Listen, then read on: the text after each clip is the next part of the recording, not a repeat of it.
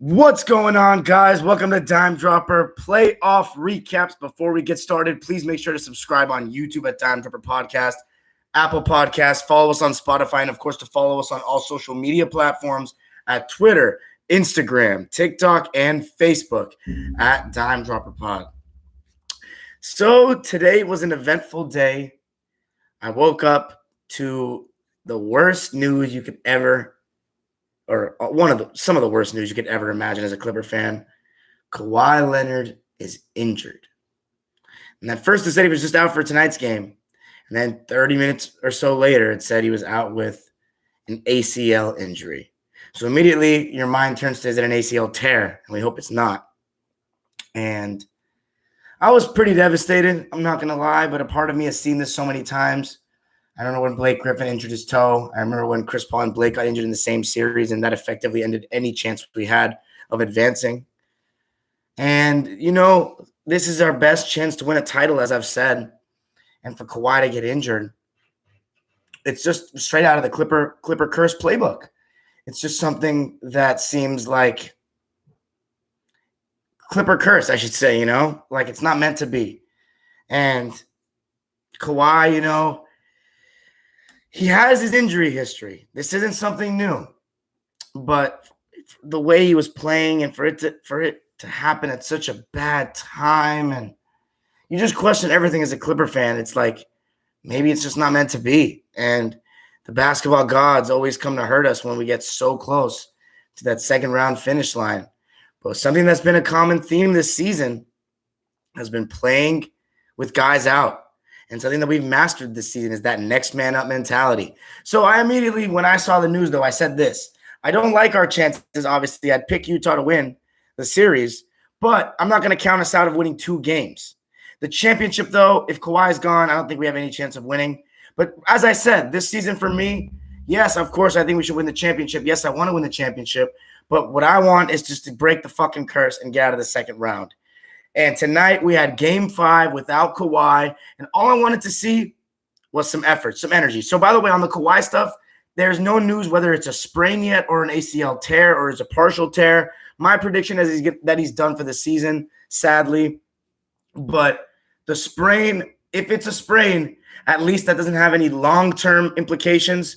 And maybe, you never know, if we can somehow get past this series, maybe we can get him back for the conference finals, maybe. But I was just thinking of the game tonight to see how we came out. And Terrence Mann started in place of Kawhi. And you know how much I love Terrence and his energy. And I always say that he shouldn't be removed from the team, from the rotation at all.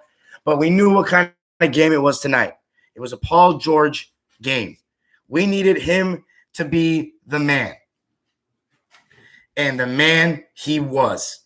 From the get-go, you could see the Clippers' energy, intensity, communication was high. They were talking through every screen. They were doubling Donovan late in possessions. But the Jazz hit us with a 3-point barrage in that first half. Jordan Clarkson, but especially Bojan Bogdanovic, who turned into Klay Thompson in that first half, splashing every 3 like there was no tomorrow. And some of them were contested shots. I mean, we had a good hand up on a lot of them. That's why I wasn't really that mad. I thought our defensive intensity and energy was high. I thought we were doing the right things. And I thought that the way we started out was great because Marcus Morris Sr., who has, again, struggled on the road immensely in this playoffs, he had a very good 5, and he honestly may have had his best game of the series, of the playoffs tonight. Even better than – actually, I think it was. Probably even better than Game 7 because I thought his defense was better than any other game. He even was able to stay in front of Donovan, albeit with some hand-checking allowed, but was able to stay in front of Donovan on multiple possessions. And he hasn't been great guarding the best players, more often than not in either series, whether it be Luka or Donovan, because he just lacks that foot speed. When they let him get away with a little more hands, he can be pretty good on that end. And his shot making, contested mid-ranges, which we've seen all season long, we just haven't seen them much in the playoffs. And he hit those. He had a contested 3 in the first quarter, and it was just a huge boost because with the Jazz hitting everything, we needed to match that, and we did. Reggie Jackson was also part of that, and Nick Batum was also part of that. Nick Batum, he only shot 3s, but he was 3 of 6 on those 3s, 50%. And that's just a small portion of what he actually did on the court tonight. Because you know how Nick Batum does. He does all the little things. And, of course, we were in that small ball lineup tonight, switching everything everything. And then on some occasions, hedging and recovering on Donovan when we didn't want to get certain guys involved in pick and roll defensively, like a Kennard or Reggie Jackson at times. But we were sharp and we were connected, and Paul George set the tone, getting to the basket like we've seen him do all playoffs long. He had 10 points in the first quarter. He got to the line 11 times tonight, and he made 10 of those. And that started from the very beginning of the game. Him being aggressive, him going at Rudy Escar-Gobert, taking advantage of his size, or I'm sorry, his lack of speed. And, Rudy, he doesn't like,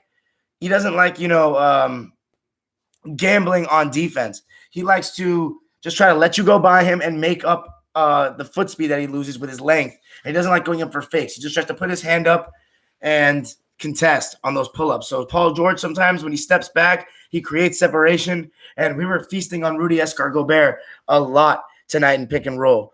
And because of Bogdanovich, though, and Jordan Clarkson in that first quarter, the Jazz still led by 1. And it continued in the second, even though we slowed down a bit. We even went down by 10 because the Jazz were just on a barrage. But credit Ty Lue. He took some huge timeouts, and I thought Luke Kennard hit 2. I think his 2 threes came in the first half, if I'm not mistaken. But he made them both. He was 2 of 4 from 3, 2 of 6 overall, but they were just, shots at a time that we needed them. And then Patrick Beverley, I thought he came in and gave us some really good energy, especially in that second half when he was able to score 5 points. But overall, it was a heavy minutes night for 4 guys in particular. Paul George, 40 minutes. Reggie Jackson, 37 minutes. Senior, 40 minutes. And Nick Batum, 42 minutes. And you look at the Utah Jazz. They shot 54 threes tonight and only 26 twos. And I thought they completely played into our hands on a lot of them. A lot of contested shots, a lot of shots we were very comfortable with. And, going into halftime, only down 5 despite the barrage, I tweeted it out. I felt pretty good because of the way we were defending, the way we were executing, and the shots that we were getting. I thought that we were getting better shots than they were. And Paul George was unbelievable, getting into the lane on pick and roll, turning that corner, just trying to go up strong and letting it fly as well.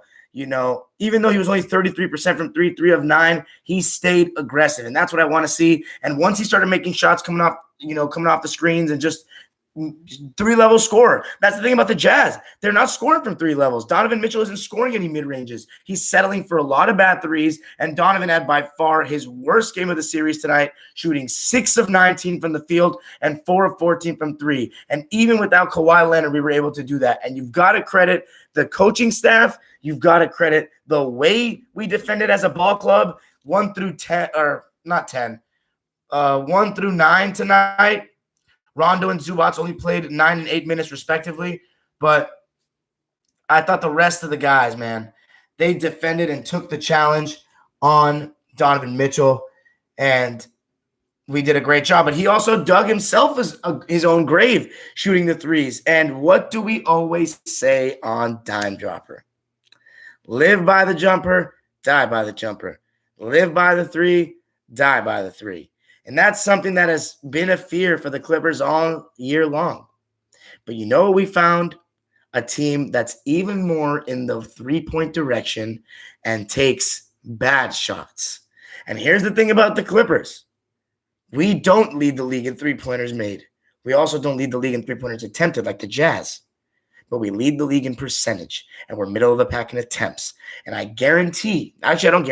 know that's not a coincidence, because despite the fact that sometimes we don't know when to quit, this playoffs, we've done a much better job of knowing when to quit. And Paul George and Kawhi Leonard have led that charge, being able to get into the mid-range area and be so much more aggressive attacking the basket. And in the third quarter, we completely outplayed the Jazz because they were 0 of 10 from 3, and we continued to execute and run our offense. And Paul George was just phenomenal. He had 30 points going into the fourth quarter. That's how good he was. And this is the same guy that I said we can't win a championship with, the same guy I said I don't trust, the same guy I slandered on every bad game, the same guy that all season long by the national media and every single person under the sun that's not a Clipper fan, they have gone at every time he plays poorly, and every time he plays well, it's, well, wait till he does it in the playoffs. And you know what? Up to this point, he's had more good games than bad, but he has still not gotten his due. But after tonight, what do people have to say? With all the pressure on him to lead, despite the fact that you can say the pressure was off the team, it was his job to carry the team tonight.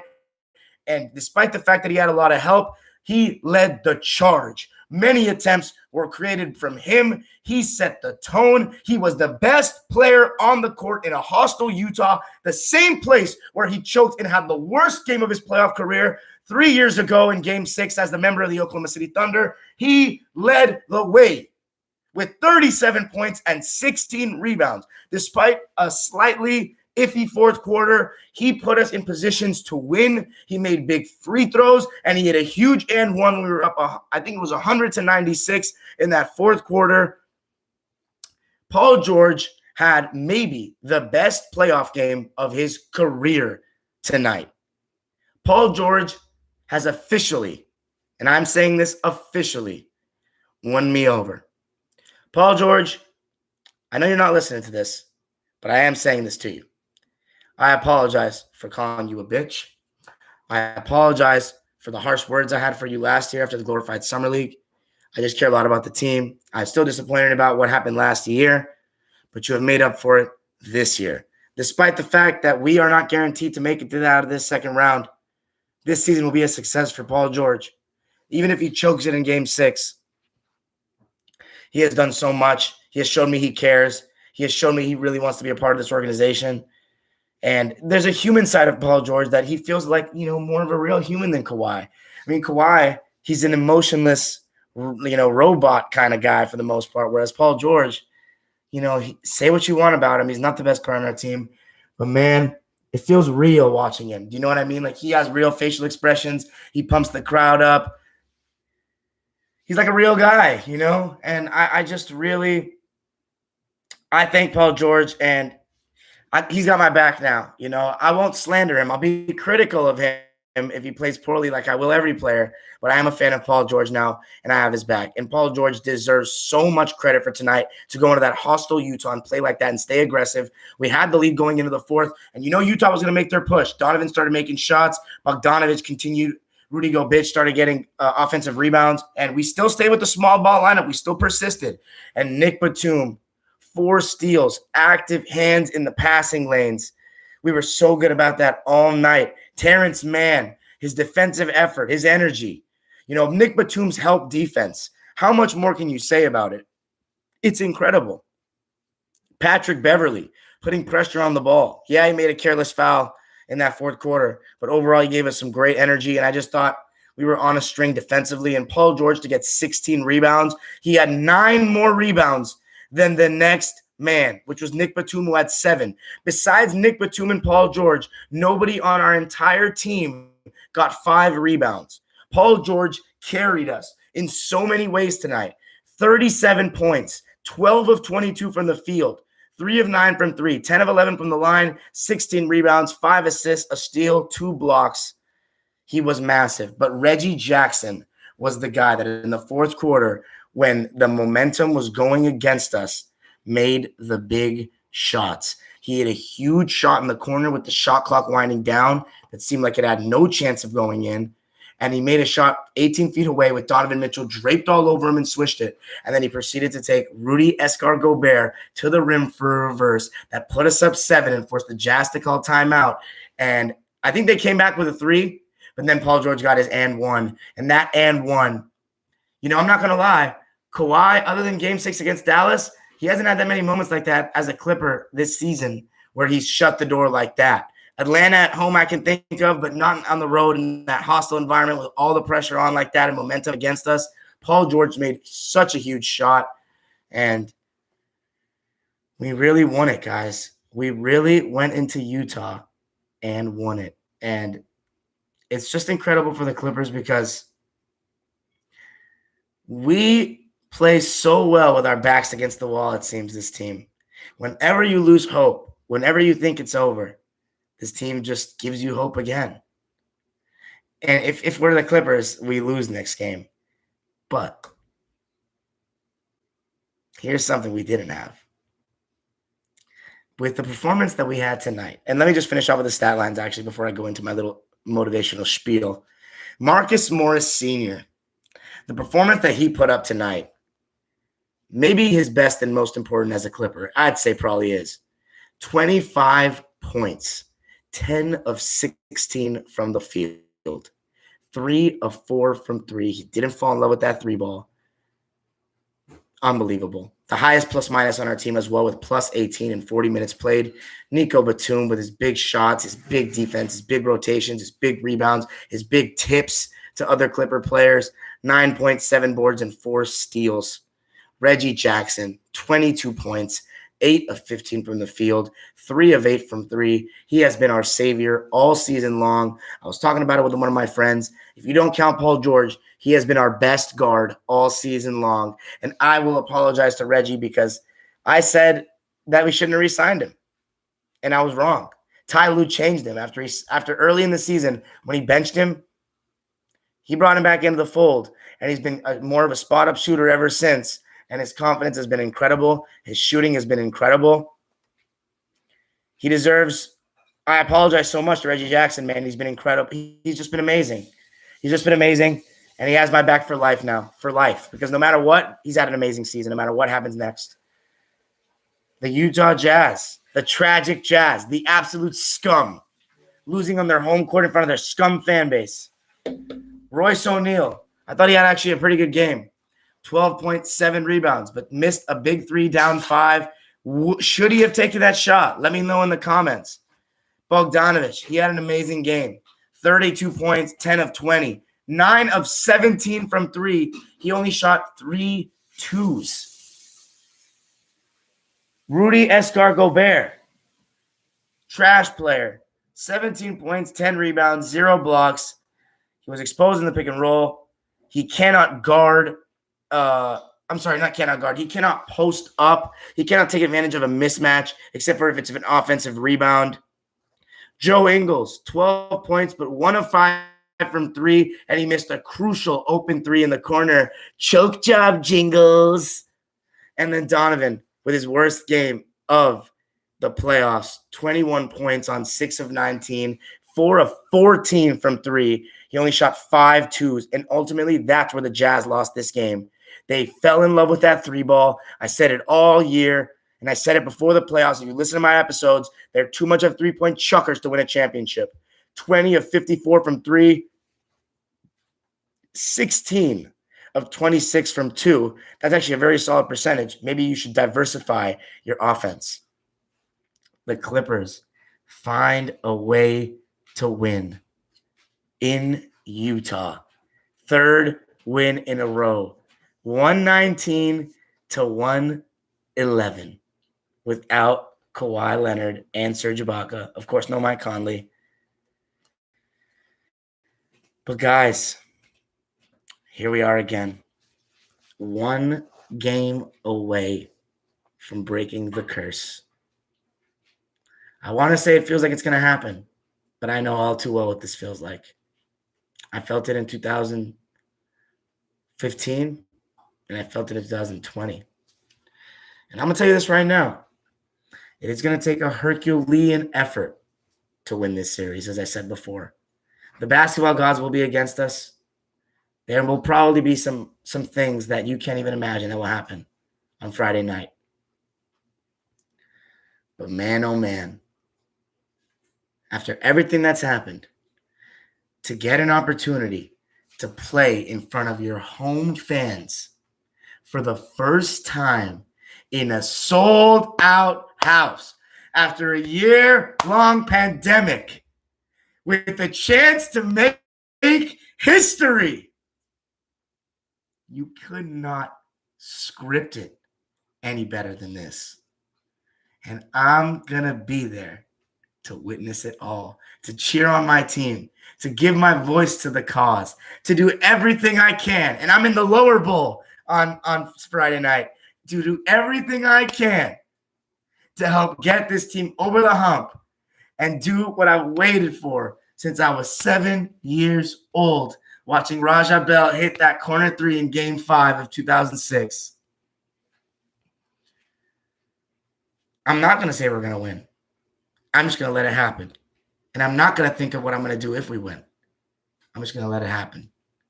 But man, oh man, this is it. This is the chance. And it doesn't matter that Kawhi's not playing. 1 game in front of your home fans. That's all that matters in a sold-out house. Clipper Nation, I am talking talking to you directly.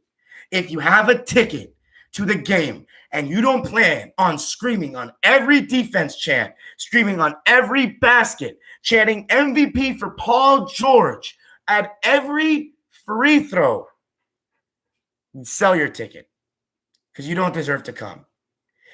So many Clipper fans, not just in Los Angeles, but around the world, would kill to be at this game. This is officially the most important game in our history. If your voice is not sounding a little different by the end of that first quarter, you are failing us. This is it. This is everything. And if we win, we have every right to celebrate like we won the freaking championship because of how much we've been through, because of how long it's been, because of everything, how close it's gone, and how much shit we've had to hear for all these years. But when we've been here before, now it's time for us to push it, to make Staples Center sound like it's never sounded before, to have the loudest Clipper game in the history of mankind, in the history of the Clippers. Blow the roof off of Staples Center. Clipper fans, I will see you there. This is it. I cannot believe it. I cannot believe it. We did that. This team showed so much heart. And I'm going to say this right now. If PG wins this game, I'll have him as my favorite Clipper of all time. I'm dead ass. And he could honestly be my favorite player of all time. We'll have to see. We'll have to see. But I may have him over Chris Paul and Blake if we win this, and this will be my favorite Clipper team of all time. Duh. They've clearly shown that they have fight. Clearly. But guys, let's shift gears a bit. By the way, Game 4 vlog is out. Go check it out, please. Get that shit to 1,000 views. It's only got like 150 right now. I just posted it. Yeah, go check it out. Yes, over CP3 and Kawhi Leonard, I would have Paul George because once again, I still don't like Kawhi that much. He's a great player. I still don't care for him like that. He just plays for the Clippers. He still hasn't finished off with a great season for the Clips that I can be satisfied of. You know, choking in the first and getting injured in the second, not much to, I don't know, man. I know he's the one that wanted to come, but you know what? Maybe if we win, just because of the fact that he got Paul George here, maybe I like him. But right now, I'm really on that Paul George train. But let's talk about Glenn and the Sixers. So, guys, I saw the Sixers came out and threw the first punch. Joel Embiid was extremely aggressive. Very aggressive. And Seth Curry was as well. And I honestly stopped paying attention to the game. I'm not going to lie. I thought the Hawks were giving up pretty easily. I thought they were down in the dumps. They were down 20-something points. It was halftime. And, yeah. I stopped paying attention to the game. I am not going to lie. And you know what happened? Well, Glenn Rivers happened. And here's the thing. I'm actually not even going to say that it was his fault. I didn't actually watch the game and watch the series. I haven't watched the series closely enough to tell you whether it was his fault or what was going on. But I'm going to just say this. Glenn Rivers and blowing leads are synonymous with each other. And with Ty Lue making adjustments and coaching the way he's had these last 3 games, and Glenn Rivers doing this, and after he said, it's not going to be that different. Well, he's been proven wrong right now because that, and I said last night, was one of the biggest choke jobs I've seen in a long time. Well, Philadelphia said, hold my beer, because that was one of the biggest choke jobs I have ever seen. And the funny part is I can't even tell you what happened because it all happened so fast, but I can tell you this. Ben Simmons, 4 of 14 from the foul line. They straight up went hack a Simmons on him. Embarrassing. And this is the guy that Gen Z bots have the audacity to compare to the GOAT because he's a 6'9" point guard. Dude, that dude may have just cost him the whole season. 4 of 14 from the line. They were hacking him intentionally. And, because he's Ben Simmons, because his defense is great, then Glenn Rivers persisted on leaving him in. You can't persist on leaving him in like that. And then Joel Embiid missing free throws at the end too. And you got to give Trae Young credit. You got to give the Hawks credit for making big shot after big shot. Even Lou Will hitting some big shots in that second half. But I have to review the tape. And I'm going to review the tape and talk about why exactly it all went wrong besides just blaming Glenn Rivers and laughing at him because it's hilarious. Absolutely hilarious. It just made my day, honestly. It's a cherry on top of the sundae that today was. Even though it started out with shit on the bottom of the sundae, we put a ton of ice cream on that thing, and Glenn Rivers put some chocolate syrup and cherry on top for a great day, even though the shit is still at the bottom of the sundae. That's the Kawhi injury, of course. So we're probably not going to eat all that. But Glenn Rivers, man, unbelievable. And people are saying his rotations were bad. Hey, Atlanta now is in the same position as the Clippers. 1 game away from pulling off an upset of a number 1 seed and going to the conference finals for only their second time since they were renamed the Atlanta Hawks.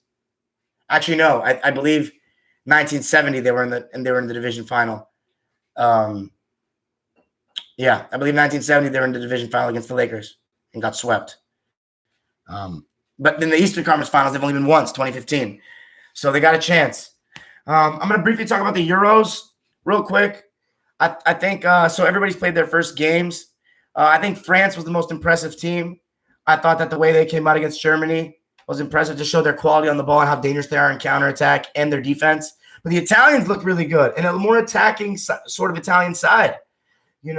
6 goals in 2 games. That is not something you get from the Italians usually. They're a 1-0 type of team, defensive oriented, and that's the Italian way. And the attacking guys, Locatelli, what a performance, 2 goals. Lorenzo Insigne has a goal streak he continues. Jorginho sitting back, protecting it. The fullbacks are able to bomb forward, and Chiellini and Bonucci, the old guard, they have, surprising that they're still the ones starting, but they have the chemistry, they have the experience, and they're positionally aware. So I think Italy may be a dark horse to win this whole thing. Belgium, my favorite team. I thought they were good, but it was very comfortable in their first game against Russia.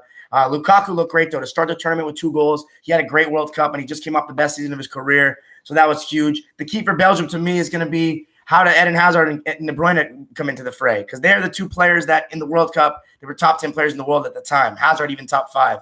And Eden has not been the same these last 2 years of Real. He came in at the end of the game, last 20 minutes, and he looked, he was mixing some guys. He looked he was trying to get back into things.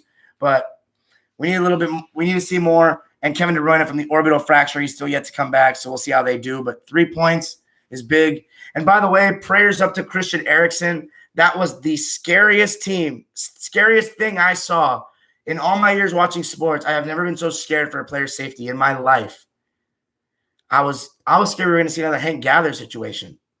If anybody that doesn't know, Christian Eriksen, the best player on Denmark for the last decade, collapsed on the pitch due to cardiac arrest. He was about to die, and they resuscitated him on the pitch. So congratulations, or should I say props and big ups to the medical team that came out and did CPR on him right away, because that was so scary. So thank God Eriksen is okay. But Finland to get a win in that game was just insane. Who else, though? The English. Big win over Croatia. It wasn't the prettiest. Raheem Sterling getting his first goal in a tournament. That was huge for his confidence because he hasn't had the best season at Man City. But the real standout to me was Calvin Phillips from Leeds. I thought he was strong on the ball, made some great passes, just active in midfield. And, he's going to definitely have some clubs looking at him after this, the way he's playing. And he had the assist on the goal, too. And Kane was a very silent. He has those games where he can be very uninvolved. He's not a pacey striker that likes to run in behind. He's one that, he comes out and gets the ball, 20 yards away from goal and likes to, spread the ball out wide and, be more of a target man. And he has a great long shot. But Raheem Sterling is the one that's going to make those runs in behind. And he found a goal through that. So the important thing is 3 points for England after the first game against the best team in the group, Croatia, who they lost to in the semifinals of the World Cup. So a little revenge there. Other than that, Portugal, they didn't look very good. They got 3 goals at the end, deflection, and then Ronaldo got a Pinaldo moment, and then the third goal was nice. But all that's important is the 3 points because they needed to get it because Hungary's the whipping boy of that group. But I don't know, they didn't look that impressive, but it is still only game 1. But yeah, that's my quick Euro breakdown. We'll bring more content as the NBA winds down a bit. I'll bring more stuff on that. Copa America, I saw Messi score the goal, but 1-1 against Chile. I didn't see the game today. I'm going to probably follow that tournament more as it goes on. It's a little harder without the fans for me. But, oh, yeah, big win for Wales today. Big win. Gareth Bale with 2 assists. You love to see that. One of them was beautiful. That first goal to Ramsey was beautiful. Oh, yeah, Netherlands, that was a great game, too, against Ukraine. To come out with that 3-2 win, it looked a little nervy. They almost choked it. But to come out with that 3-2 win, Gini Wijnaldum on the score sheet, he's one of the longest tenured Dutch players at this point. Huge. So that's it for me tonight, guys. Thanks so much for joining me. I guess we'll have a recap tomorrow night of the Bucks-Nets Game 6. That should be really interesting. But, guys, check out my vlog, Game 4, Game 6. Oh, my God, man. It has the potential to be one of the greatest nights of my life. Wow. Now to the live subscribers. Peace. What's up? What's up? What's up? Oh, man. Big Cam. Everybody say hi to my boy Cam, one of my favorite players I ever coached. How am I doing tonight, Raheed? I am doing amazing, baby. 1 game away. I'm going to get a chance to witness it. Time. Yes, sir, Daniel Clifford. Yes, sir. Top 5 days in history for me. I listen to Uzi, of course. Come on. Go Brazil. Darian, how does it feel to be 1 way from the conference finals? It doesn't feel anything because we've been that close. It feels amazing that I get to go see the game that we could make history, and I have a chance to be loud enough. You know, you guys want to know something crazy? I was at Game 4 against the Rockets, and I didn't buy my Game 6 ticket because I was waiting for the Clippers-Warriors conference finals, and I paid. Never was going to make that mistake again.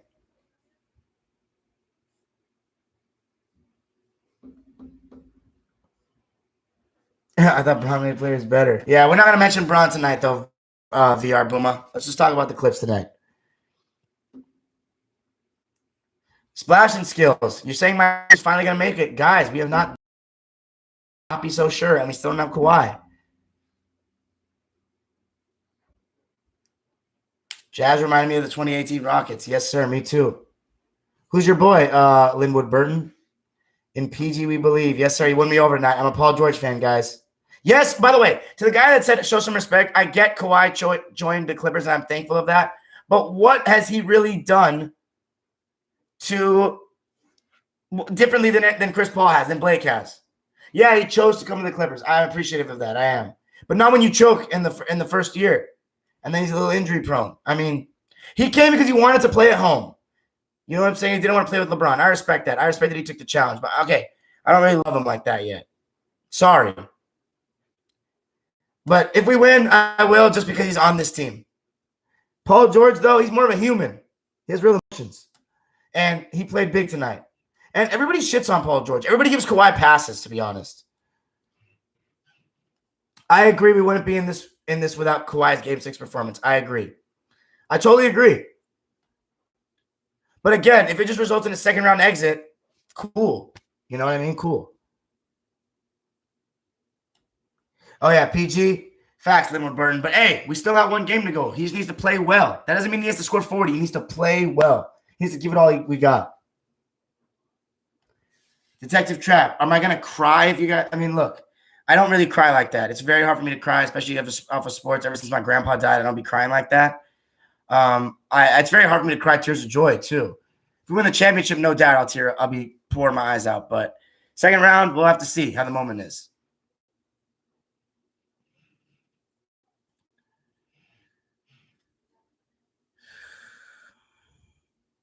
It's going to be historic, guys. It is going to be historic.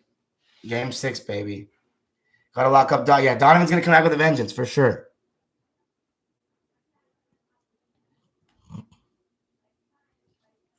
Maniac Man, you are funny with that profile pic.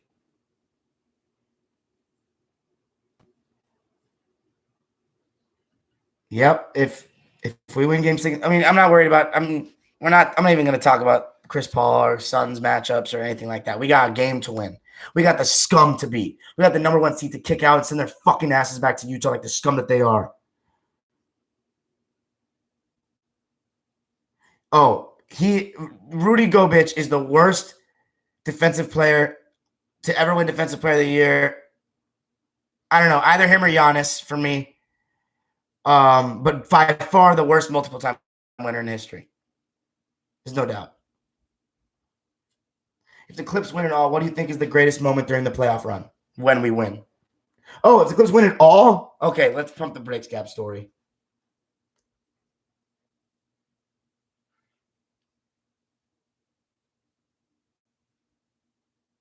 Why do I hate Utah so much?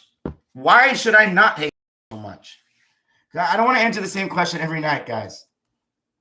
When have they had a likable team ever? Anyway, any last questions, guys, before we get off? What a win, though, man. I'm on cloud 9. I can't believe it. They didn't say how long Kawhi's going to be out yet, right?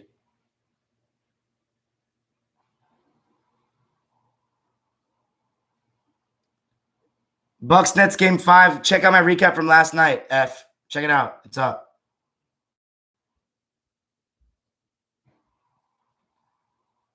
Yeah, 2017 payback. We need it.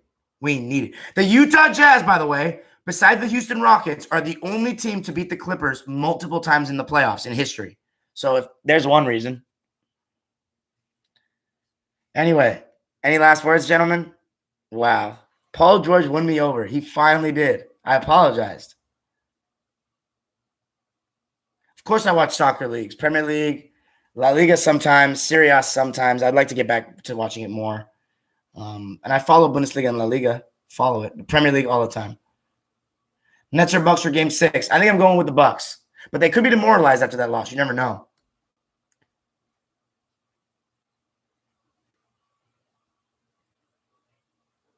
Is Reggie Jackson one of your all-time favorite Clippers now? No, not yet. If we make it past here, you want to know? I actually had a list of my top 10 favorite Clippers of all time. It's on my other computer. I have to list. I have to my old one. I'll read it for you guys one day.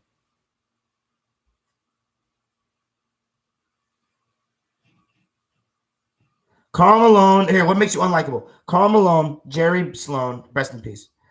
John Stockton, Jeff Hornacek, Greg Ostertag, Carlos Boozer, Mehmet Okur, Goran Girasek, AK-47, Rudy Gobert, Joe Ingles, and all the fans that get caught for saying racist things. How many beers you have? I haven't actually drank tonight. I think Harden is going to play in game 6. Kyle, Dominic, you?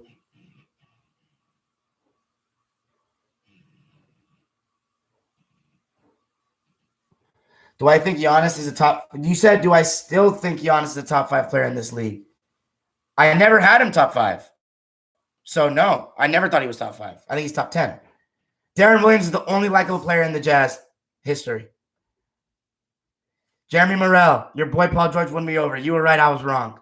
He did the business. He got over. I'm not going to say it yet, but he may be getting over his mental barriers. He looks like he's getting over it. And you got to credit Ty Lue. You got to credit Ty Lue.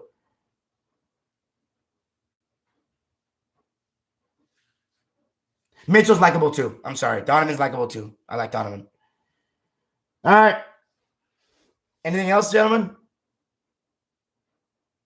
No, Jazz should not move. Here's the thing. I can't stand the Jazz, but they have dedicated fans. All right, gentlemen. That's it for me tonight, guys. 40 minutes will get more views too. Peace.